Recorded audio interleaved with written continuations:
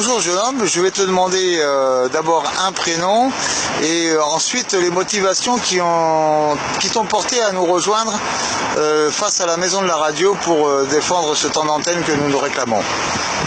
Bonjour à tous, je m'appelle Nicolas, je suis un Français comme un autre qui veut sortir de l'anonymat, qui par la suite a décidé pour une fois de passer de l'autre côté du miroir des écrans.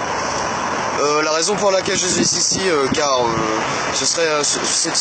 je veux participer justement à un mouvement citoyen, à savoir un mouvement où ce sont les citoyens qui s'accaparent ce mouvement de divers horizons, de divers bords différents, avec n'importe quel parti, du moment qu'il n'y a pas un parti politique ou un syndicat ou je ne sais quel autre réseau qui s'accapare ce mouvement.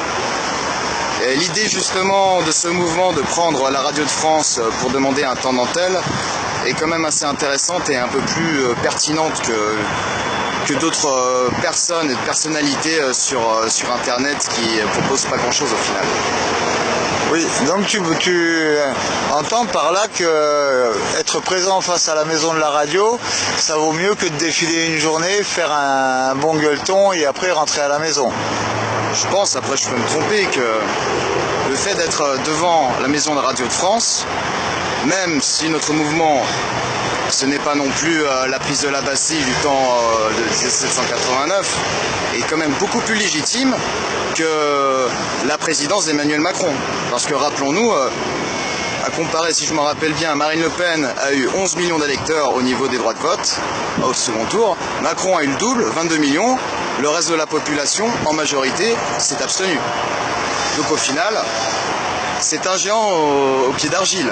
Donc notre mouvement est beaucoup plus légitime que la mise en place du gouvernement et de leurs directives, que ce soit de toutes les politiques extérieures, intérieures du nouveau gouvernement en place.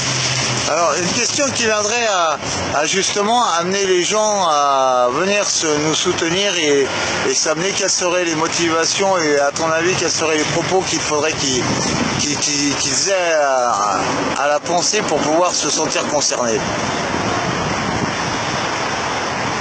Je dirais tout simplement d'une certaine partie le bon sens, dans le sens où pensez déjà qu'il y a quelque chose qui cloche dans ce pays. Enfin, on entend de plus en plus de nouvelles révélations. Là dernièrement, c'était une avocate qui se plaignait que c'est l'Eldorado des pays. La France est l'Eldorado des pédophiles, ce qui est quand même gravissime. Donc ceux qui ont quand même un minimum de conscience et de temps devraient, même auraient le devoir, de participer à des mouvements citoyens. Et je dis bien sans parti politique, des mouvements citoyens. Alors, en tant que mouvement citoyen, qu'est-ce qui t'a amené justement au militantisme? C'est une première, enfin, c'est la première fois que j'ai décidé justement d'être de l'autre côté de l'écran, pas derrière mon écran d'ordinateur. Tout simplement que je veux tout simplement agir d'une certaine part, parce que je ne cautionne pas justement ce système. Je ne cautionne pas la politique étrangère de mon pays, l'une des raisons pour laquelle je ne paye pas d'impôts. Je ne veux pas être appartenu à je ne sais quelle magouille, être prise en otage d'une certaine manière par le gouvernement. Et c'est une manière pour moi aussi de faire entendre mon mécontentement.